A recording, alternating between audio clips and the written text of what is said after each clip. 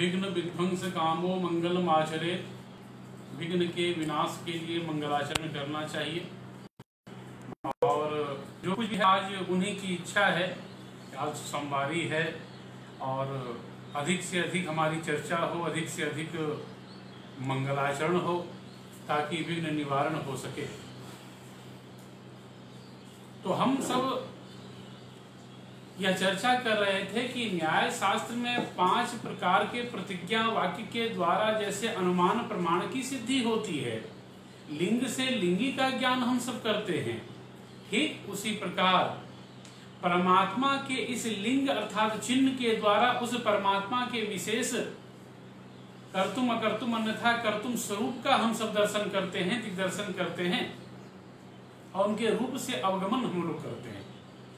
12 प्रकार के ज्योतिर्लिंगों का जो विभाजन हुआ, 12 महीनों में 12 नाम वाले सूर्य जब 12 राशियों में 12 बार संक्रमित करते हैं, तो रश्मि अनुसारी और ज्योतिष चरणाविधानात् इत्यादि सूत्र भी उस ब्रह्मांड की सर्वव्यापकता और उस रश्मि की चर्चा करता है। यानी उस 12 लिंगों की 12 ज्योतियों सहित 12 ज्योतिर्लिंग हो, उसमें सर्वप्रथम ज्योतिर्लिंग श्री सोमनाथ ज्योतिर्लिंग पाटन क्षेत्र में हुआ, पाटन क्षेत्र में। सौभाग्य की बात है, विगत वर्ष वहां जाने का अवसर भी प्राप्त हुआ था, लेकिन उसके पीछे कथानक है कि प्रजापति दक्ष की सभी कन्याओं में 27 कन्याओं का विवाह चंद्रमा के साथ हुआ और वे 27 कन्याएं नहीं, 27 नक्षत्र ही थे। अश्विनी, रोहिणी, कृतिका, पूर्वाषाढ़ा, उत्तराषाढ़ा, मघा, अश्विनी। तो इन 27 नक्षत्रों में से अर्थात 27 पत्नियों में से चंद्रमा को रोहिणी अत्यंत प्रिय था और शेष पत्नियों को वे स्नेह प्रेम नहीं करते थे। तो इसके बाद शेष बहनों ने मिलकर अपना दुख प्रजापति दक्ष के पास जाकर सुनाया कि पति, हम सभी पत्नियों को एक समान प्रेम नहीं देते, हम सबों से ज्यादा प्रेम वो रोहिणी को देते हैं। रोहिणी नाम की पत्नी उनको अत्यंत प्रिय थी। प्रजापति दक्ष ने उन्हें कहा कि आप श्रेष्ठ कुल में उत्पन्न हुए हैं और धर्माधर्म के ज्ञाता हैं, आपको ऐसा नहीं करना चाहिए। और जब इस प्रकार के उपदेश को देने के बाद भी चंद्रमा की मनोवृत्ति में बदलाव नहीं हुआ, तो अंततो गत्वा प्रजापति दक्ष ने उन्हें क्षय रोग का शाप दे दिया कि आप क्षय रोग से ग्रस्त हो जाएं। यह सुनकर देवताओं में हाहाकार मच गया। सभी देवता ब्रह्मा जी की शरण में गए कि प्रभु अब इसके त्राण का कोई उपाय बताइए। और इस प्रकार सभी देवताओं ने आपस में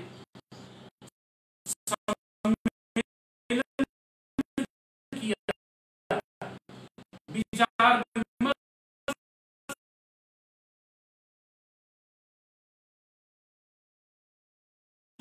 किया और चंद्रमा को उस तपस्या की अनुमति दी और तपस्या करने में लीन हो गए। तपस्या करने के बाद जब भगवान शिव प्रसन्न हुए तो उन्होंने उस साप और वरदान के बीच में भी न्याय का काम किया। भगवान शिव ने कहा कि आप 15 दिन क्षय को प्राप्त होंगे और 15 दिन आपकी कलाएं एक कलाएं वृद्धि को प्राप्त होंगी और पूर्णिमा तिथि को आप पूर्णता को प्राप्त करेंगे।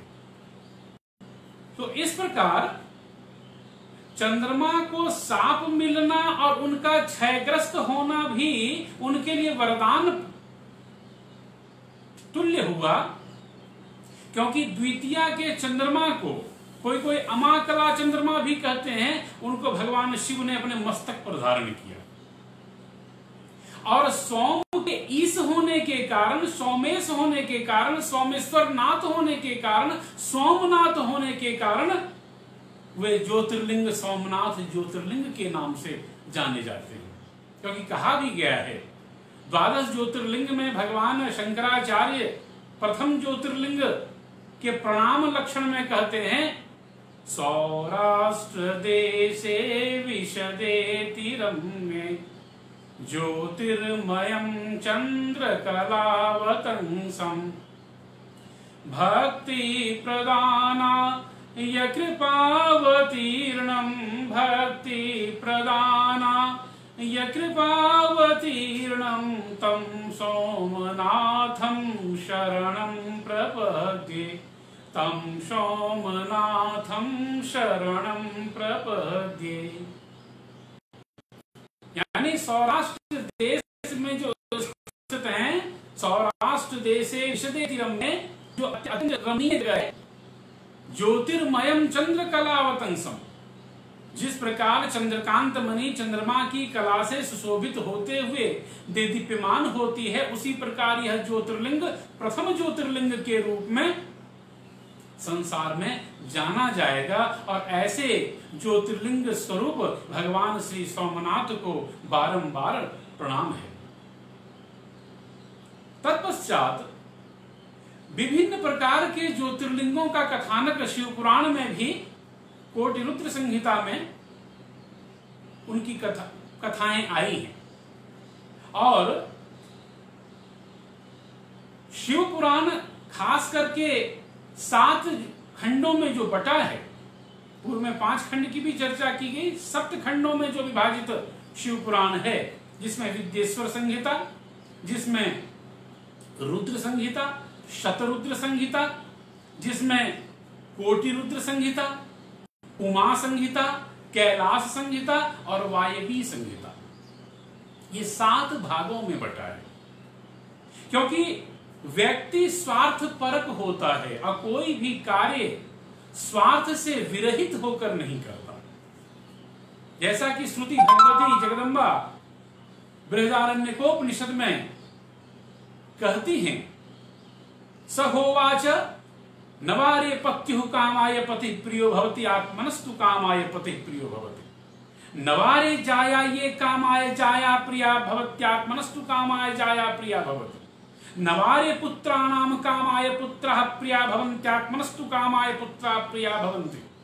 नवारे वित्तस्य कामाय वित्तं प्रियं भवत्यात्मनस्तु कामाय वित्तं प्रियं भवति। नवारे ब्रह्मण कामाय ब्रह्म प्रियं भवत्यात्मनस्तु कामाय ब्रह्म प्रियं भवति। नवारे छत्रस्य कामाय छत्रं प्रियं भवत्यात्मनस्तु कामाय छत्रं प्रियं भवति। नवारे लोकानां कामाय लोकाः प्रिया भवन्त्यात्मनस्तु कामाय लोकाः प्रिया भवन्ति। अरे आत्मा वारे द्रष्टव्यः श्रोतव्यो मंतव्यो निर्धासितव्यः मैत्रेयी। अर्थात व्यक्ति अपने स्वार्थ के लिए ही दूसरों से प्रेम करता है। यदि भगवान के लिए भगवान से प्रेम हो, शिव के लिए शिव से प्रेम हो, तो सच्ची शिवता, सच्ची सत्यता और सच्ची सुंदरता वहीं तो प्राप्त हो जाती है। इस प्रकार सोमनाथ ज्योतिर्लिंग, फिर शेष में सौराष्ट्रे सोमनाथम च श्रीशैल्ये मल्लिकार्जुनम उज्जैन्याम महाकालम ओंकारे परमेश्वरम। इसी प्रकार फिर डाकिनी में भीमशंकर, और अंततो गत्वा इस वैद्यनाथ भूमि के क्षेत्र में जब हम प्रवेश करते हैं तो भगवान श्री वैद्यनाथ ज्योतिर्लिंग हैं। और भगवान वैद्यनाथ ज्योतिर्लिंग रूप में विद्यमान जो हैं, अरे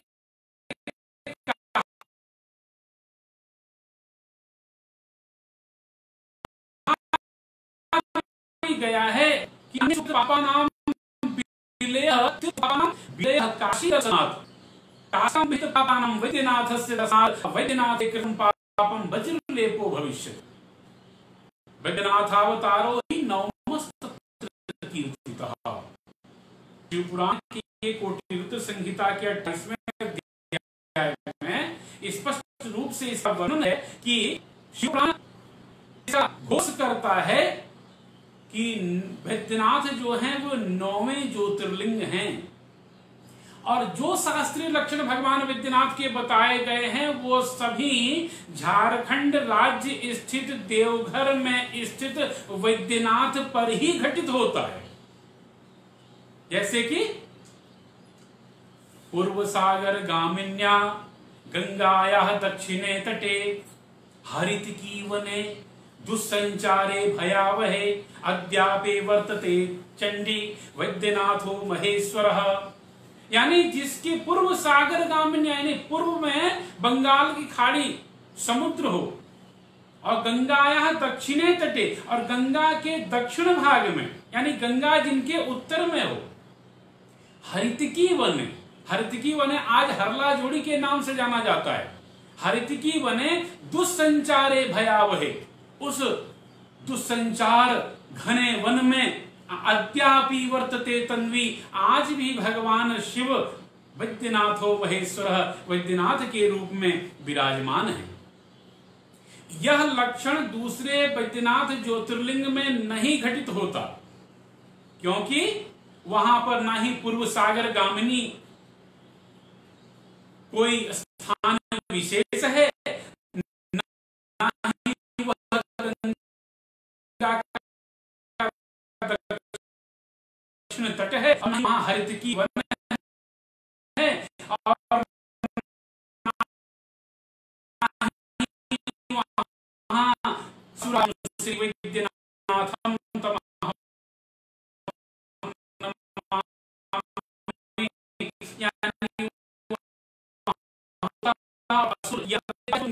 जब दक्ष हमारे पति क्यों नहीं बुलाया, भगवती सती अब जा रही थी मैं अपने में, तो उन्होंने पति को किया कि आप वहां न जाएं, क्योंकि बिना कार्ये निजे मूढ़ा गच्छन्ति पर मंदिरम अवश्यमेव लघुताम याति कृष्ण पक्षे यथा शशि। जैसे कि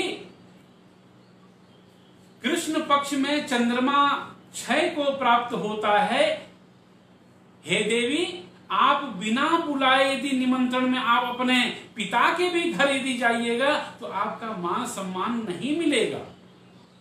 फिर भी वो भगवान शिव के मना करने के बाद भी जब वो वहां पर पहुंच गई तो पहुंचने के बाद में कहा कि आपने सभी देवताओं के लिए यहाँ पर स्थान बनाया, हमारे पति देव के लिए तो स्थान बनाया नहीं।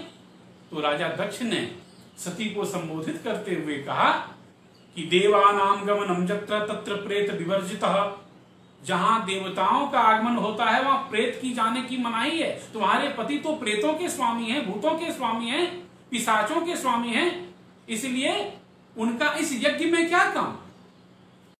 इतना सुनना था कि सती ने अपने आत्म योग बल के विद्या के बल पर आत्मदहन कर लिया और उस अवशिष्ट कंकाल को लेकर भगवान शिव विश्व ब्रह्मांड में घूमने लगे पागल की भांति।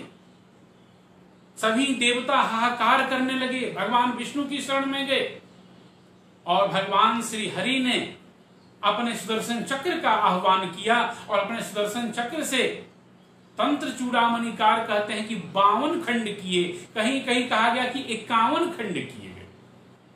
शक्तिपीठ रहस्य इत्यादि जो पुस्तक है उसमें 51 खंड की चर्चा है, तंत्र चूड़ामणि इत्यादि में 52 खंडों की चर्चा है। और यही चर्चा देवी भागवत महापुराण में भी 7वें स्कंद में की गई है। तो इस प्रकार 51 टुकड़ों में वैद्यनाथ भूमि में यहां हृदय गिरा, इसलिए हृदय पीठ भी इसे कहते हैं। और हृदय स्थान गिरने के कारण, हृदय यहां पर निपतित होने के कारण यह चिता भूमि भी हुआ। क्यों? क्योंकि अरे यदि हाथ कट जाए तो मनुष्य की सत्ता रहती है, आंख फूट जाए तो मनुष्य की सत्ता रहती है, अंगुलियां कट जाएं फिर भी मनुष्य की सत्ता रहती है, टांग कट जाए, हाथ कट जाए, ये सभी कट जाएं तो भी मनुष्य की सत्ता होती है। लेकिन यदि हृदय धड़कना ही बंद कर दे तो फिर मनुष्य की सत्ता नहीं होती। अतः बैद्यनाथ ज्योतिर्लिंग में जो हृदय गिरा, हृदय की गतिमत्ता समाप्त हुई, यहां पर गिर गए, वह हृदय स्थान गिरा, इसलिए तो यहां पर चिता भूमि इसे कहा जाता है। और वैद्यनाथ के लक्षण में कहा गया वैद्यनाथम चिता भूमौ, यानी भगवान श्री वैद्यनाथ जो हैं वह चिता भूमि में अवस्थित हैं। और इसके प्रणाम स्तोत्र में जगतगुरु शंकराचार्य कहते हैं, पूर्वोत्तरे प्रज्वलिका निधाने सदा वसंतम गिरिजा समेतम सुरासुराराधित पाद पद्मम सुरासुराराधित पाद पद्मम श्री वैद्यनाथम तमहं नमामि। अर्थात पूर्वोत्तरे प्रज्वलिका निधान, संपूर्ण भारत वर्ष का यदि पूर्वोत्तर भाग माना जाए तो ये झारखंड हृदयापीठ भगवान वैद्यनाथ जहां अवस्थित हैं वो पूर्वोत्तर भाग है।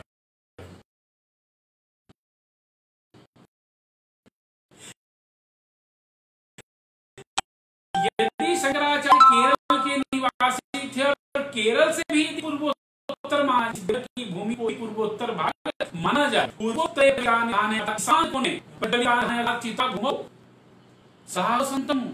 वहां हमेशा रहते हैं। कौन? गिरिजा समेतम, जो जगदम्बा भगवती राजराजेश्वरी पराम्बा हृदय पीठेश्वरी जय दुर्गा के साथ में है। कहीं कहीं पर यहाँ की शक्ति को जय दुर्गा और कहीं कहीं यहाँ की शक्ति को बगलामुखी भी कहा गया है। वैद्यनाथे तू बगला, देवी भागवत पुराण। और आरोग्य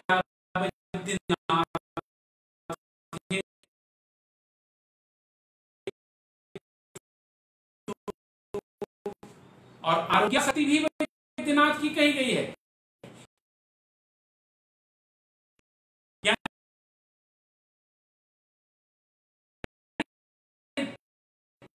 पाठ जय दुर्गा कहें, आप आरोग्य कहें, आप यहां है।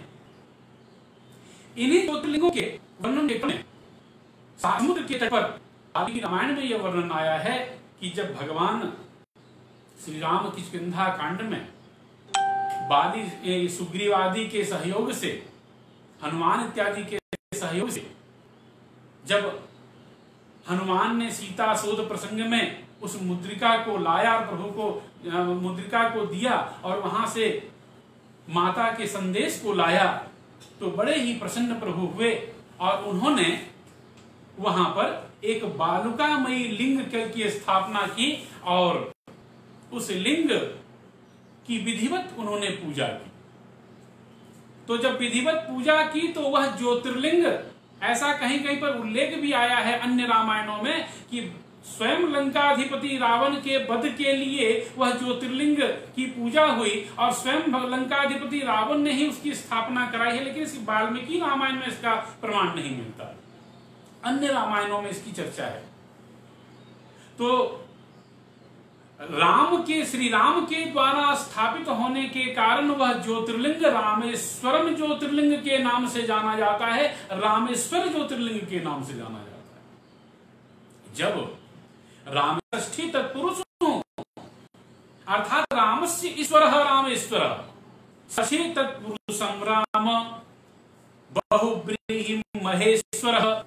भगवान शिव से जब पूछा गया कि प्रभु रामेश्वर पद का what is the etymological meaning of Rameshwar, इस रामेश्वर पद की का व्युत्पत्ति गर्भ अर्थ क्या है, व्युत्पत्ति मूलक अर्थ क्या है, तो भगवान शिव ने कहा रामः ईश्वरः जस्य सः रामेश्वर बहुब्रीहि समास, यानी राम जिनके ईश्वर हैं, अन्य पद प्रधान हो बहुब्रीहि, वहां पर बहुब्रीहि समास माना गया क्योंकि राम हैं ईश्वर जिनके, किनके, शिव के, और यही नहीं, जब भगवान ब्रह्मा जी से पूछा गया कि प्रभु रामेश्वर पद का व्युत्पत्ति गर्भ व्युत्पत्ति क्या है, तो भगवान ब्रह्मा जी कहते हैं अरे हमारे लिए तो राम भी वैसे ही हैं और ईश्वर भी वैसे ही हैं, यहां तो कर्मधारय समास है। क्योंकि भगवान श्री राम ने कहा था षष्ठी तत्पुरुष संग्राम बहुब्रीहि महेश्वर रामेश्वर पदे ब्रह्मा कर्मधारय मब्रवीत। रामेश्वर पद में ब्रह्मा जी कर्मधारय समास हैं, अर्थात रामश्चासो ईश्वरश्चेति, रामश्च ईश्वरश्च, हमारे लिए राम भी उतने महत्वपूर्ण हैं, ईश्वर भी वही उतने ही महत्वपूर्ण हैं। कर्मधारय समास में उभय पद प्रधान होता है, दोनों पद की प्रधानता होती है। ब्रह्मा जी के लिए राम भी उतने प्रधान हैं जितने कि ईश्वर प्रधान हैं। दोनों की प्रधानता के कारण दोनों समतुल्य हैं। ये तो दोनों का पल्ला बराबर भारी है। इनके हृदय के आकाश में जैसे राम की सत्ता है वैसे ही शिव की सत्ता है, इसलिए इन दोनों का अन्योन्याश्रय संबंध है, इन दोनों में अविनाभाव संबंध है, इन दोनों में अभेद संबंध है, इन दोनों में परस्पर एक दूसरे के भाव संबंध है। तो इसका नारद भक्ति सूत्र में भी जो भक्ति के लक्षण बताए गए हैं ऐसी ही भक्ति होती है। भगवान राम अपनी व्याख्या शिव परक करते हैं, शिव अपनी व्याख्या राम परक करते हैं और भगवान ब्रह्मा उभय परक करते हैं। यही तो एक दूसरे के साथ तारतम्य है। क्योंकि भक्ति के लक्षण में आचार्य नारद 10 आचार्यों में एक आचार्य है और उन्होंने भक्ति की को परिपुष्ट करते हुए 3-4 आचार्यों की चर्चा की है, जिसमें उन्होंने कहा कि कथादिस्वनुराग गर्ग, कथादि इत्यादि में अनुराग हो, ये गर्ग का मानना है। नारद भक्ति सूत्र का 17वां सूत्र। और केवल यही नहीं, आत्म विरोधेन्यति सांडिल्य, आत्मरति का आत्मरत्य विरोधे नेति सांडिल्य, जो आत्मरति का विरोधी हो वह सांडिल्य ने उसको भक्ति स्वीकार किया। अर्थात आत्मा को अपने को अच्छा लगे ऐसे नहीं, जो सार्वजनिक सिद्धांत हो वह रहे, ऐसा सांडिल्य ने माना है। कथादि में अनुराग हो ऐसा गर्ग ने माना है। पूजादि स्वीति पाराशर्य, नारद भक्ति सूत्र का 16वां सूत्र, जहां पूजा इत्यादि में अनुराग हो वह भक्ति है, ऐसा पराशर मत के मानने वाले मानते हैं। लेकिन चौथा मत यानी 16, 17, 18, 19वें नंबर में 19वें सूत्र में भगवान नारद अपना विचार देते हैं कि भक्ति क्या है। भक्ति नारदस्तु तदर्पिताखिलाचारिता तद विस्मरणे परम व्याकुलते।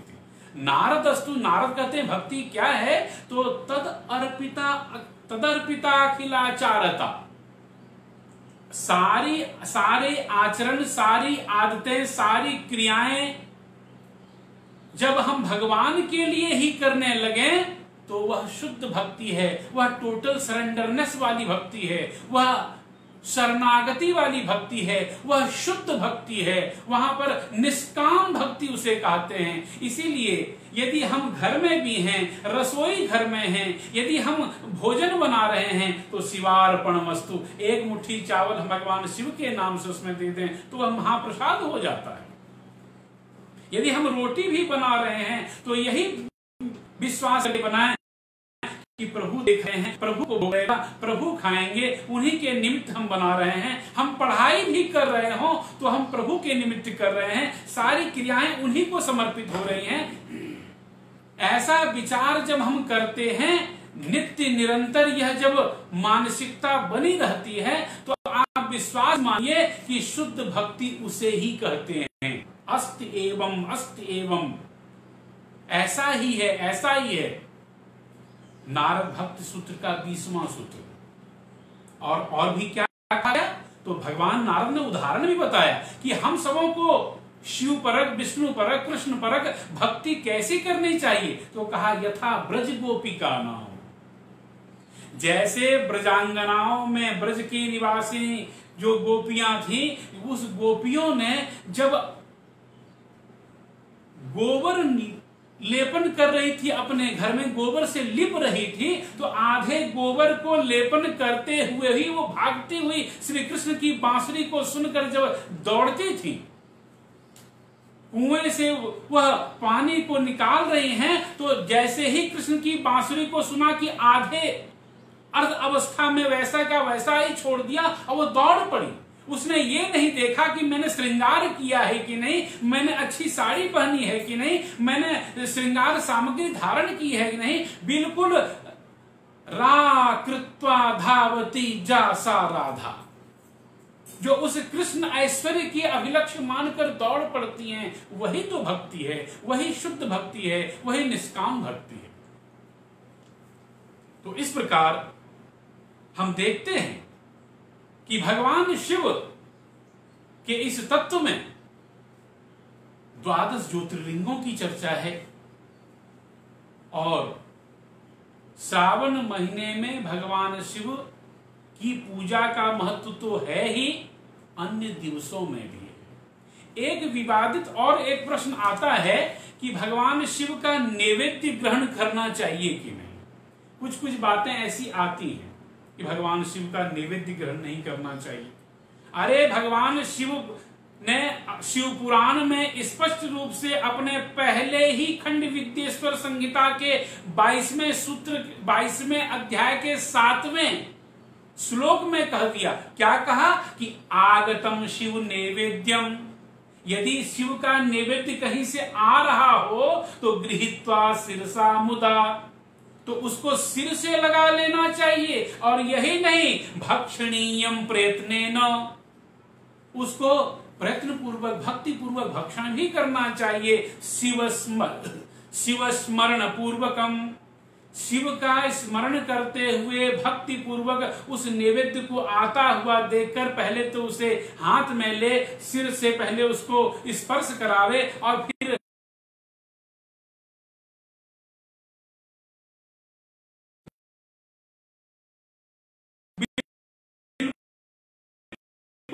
भगवान शिव के स्मरण भाव से उसका ग्रहण करें। किस प्रकार शिव समस्त विज्ञान को धारण किए हुए हैं। अरे सभी शास्त्रों की उत्पत्ति उन्हीं से हुई है।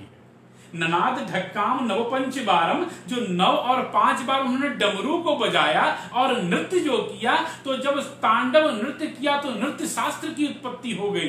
जब उन्होंने डमरू को बजाया तो एक तरफ से नाद, दूसरी तरफ से शब्द, यानी एक तरफ से नाद ब्रह्म, दूसरी तरफ से शब्द ब्रह्म का प्राकट्य हुआ। और सच पूछिए, सच मानिए तो शब्द ब्रह्म से संस्कृत इत्यादि शास्त्रों की उत्पत्ति हुई। आज संस्कृत दिवस भी है, इसलिए मैं संस्कृत दिवस की भी शुभकामना आपको देता हूं, क्योंकि उस डमरू के जब शब्दात्मक ध्वनि निकली, नादात्मक ध्वनि निकली, तो नादे सर्वम प्रतिष्ठितम, नाद से संगीत शास्त्र की उत्पत्ति हुई, और शब्द से व्याकरणादि, व्याकरण, न्याय, वेदांत, मीमांसा और सांख्य, योग, विभिन्न प्रकार के शास्त्रों की उत्पत्ति हुई। और उन शास्त्रों के अधिष्ठाता यदि कोई देवता हैं तो भगवान शिव है। एजुकेटेड, क्वालिफाइड, ऐसे ही शमशानवासी वो नहीं है। समस्त क्रियाओं को करने के बाद यदि अवसान की क्रिया होती है, और भगवान शिव जब चाहते हैं तो सतोगुण में रजोगुण का भाव होता है, तभी सृष्टि विज्ञान होता, सृष्टि की प्रक्रिया होती है। भगवान श्री कृष्ण ने जमुना जी के तट पर बैठकर मिट्टी खाई थी, मालूम है ना क्यों खाई थी? और खाने के बाद कहता है नाहम भक्षितवान, मक्खन खाने के बाद कहते हैं नाहम भक्षितवान, मैंने नहीं खाई। तो भगवान परमात्मा क्या झूठ बोल रहे हैं? अरे नह धातु बंधन के अर्थ में आता है संस्कृत में, और न धातु द्वितीयांत पद में जब बनता है तो होता है नाहम, यानी भक्षणम, यानी बंधनम। बंधन को ही मैंने खा लिया, यह धूल है, यह मक्खन है, ये है, ये बिजाती है, ये सजाती है, ऐसा बंधन को मैंने खत्म किया। उस बंधन को नाहम अर्थात बंधनम भक्षितवान, मैंने उस बंधन को ही खा लिया। अब यदि यशोदा को सृष्टि दिखानी है अपने मुखमंडल में भगवान श्री कृष्ण को, तो सतोगुणी शरीर वाले हैं, सतोगुण से सृष्टि तो होती नहीं है। तब फिर तो उन्होंने कुछ रज यानी उन्होंने धूल को खा लिया, और धूल को खाने के बाद उस सतोगुण से रजोगुण जब मिला तो फिर सृष्टि होती है। यानी प्रत्येक पदार्थ यदि 20-20% हो जाए, 20% पृथ्वी, 20% जल, 20% आपका तेज, 20% जल, पांचों तत्व यदि 20-20% हो जाए तो सृष्टि नहीं हो सकती, 100% गारंटी। यदि 60% पृथ्वी, 30% ये, 10% ये, 10% वो मिला के यदि 100% बना तो फिर ही सृष्टि होगी। पंचदशीकार कहते हैं विद्यारण्य स्वामी, स्वे स्वेतर द्वितीयांशेर योजनात् पंच पंचते, कि हम यदि मनुष्य हैं तो मनुष्य के शरीर में 50% अंश पृथ्वी का होता है, ध्यान दीजिए, और 12.5%, 12.5%, 12.5% और 4 तत्व होते हैं, तो 12.5 करके 4 तत्व हुए तो कितने हुए? 12.5, 25 और 25, 50, और 50 पृथ्वी का तत्व 100%, 100% हुआ कि शरीर निर्मित हो गया। इसी प्रकार परमात्मा ने अपने सतोगुणी विग्रह में कुछ रजोगुण को डाला तो संपूर्ण सृष्टि की प्रक्रिया हो गई, और उस सृष्टि की प्रक्रिया को देखते हुए निरंतर देवाधिदेव महादेव को जब हम देखते हैं तो उन्होंने भी अपने सतोगुण को धारण किया, फिर रजोगुण को जैसे ही धारण किया कि चराचर विश्व ब्रह्मांड की सृष्टि हुई, और सृष्टि होने के बाद आप सच मानिए तो फिर तमोगुण को भी उन्होंने धारण किया। पत्थर की पूजा क्यों करते हैं, क्या कारण है? बहुत बड़ा प्रश्न है आज के समाज में। अरे सतोगुण, रजोगुण, तमोगुण, ये तीनों गुण उसमें विद्यमान नहीं हैं। सतोगुण यानी कुछ करें और फल न चाहें, कुछ करके फल भी चाहें रजोगुण, कुछ करें ही नहीं सिर्फ फल चाहें तमोगुण। ये तीनों गुणों से परे वह पत्थर है। तो प्रश्न उठता है कि वह पत्थर ही नहीं, सीमेंट, बालू, छड़, ये सभी तो इन तीनों गुणों से परे हैं, लेकिन इन तीनों गुणों से परे होने के कारण भी परमात्मा ने उसमें अपना सिग्नेचर नहीं किया। परमात्मा ने मनो ज्योतिर्जुक्ताम आज से बृहस्पति जगमिमं तनो इत्यादि प्रतिष्ठा मंत्र से उसमें सिग्नेचर नहीं किया, इसीलिए उसकी प्रतिष्ठा नहीं हुई। जैसे कि 12 पेज के पेपर को हम रुपया नहीं मान सकते, रुपया उसी को मानते हैं जिसमें गवर्नर लिख देता है कि मैं धारक को 100 रुपये अदा करने का वचन देता हूं, और सिग्नेचर कर देता है तो उसका दाम 100 रुपया, 2000 रुपया हो जाता है। ठीक उसी प्रकार जिस पत्थर में वैदिक मंत्रों का आधान नहीं हुआ, आचार्यों के द्वारा प्राण प्रतिष्ठा नहीं हुई, आवाहन नहीं हुआ, षोडशोपचार से पूजन नहीं हुआ, वह परमात्मा की श्रेणी में वो पत्थर नहीं आ सकता। इसलिए आज के तृतीय दिवस के इस व्याख्यान में, आज संस्कृत दिवस भी है, इसलिए संस्कृत सभी भाषाओं की जननी है, और यदि संस्कृत न होता तो आज पौराणिक व्याख्या, दार्शनिक व्याख्या, ये सभी व्याख्याएं न होती। यदि संस्कृत न होता तो आज हम आपके सामने न होते। यदि संस्कृत न होता तो आज इस विश्व ब्रह्मांड की कल्पना और इसके रहस्य को समझना मुश्किल होता। अरे प्राचीन काल में तो जब भगवान हनुमान जी सीता की खोज में लंका गए थे ना, तो वहां भी उन्होंने कहा कि यदि मैं संस्कृत में बोलूंगा तो हो सकता है सीता हमको रावण समझ ले, क्योंकि रावण तो ब्राह्मण है, वह वेद पाठी है, वेद का भाष्यकार है, कहीं वह भी संस्कृत बोलता है, और सीता भीता भविष्यति। ये इसीलिए समान संस्कृत भाषा बोलूं।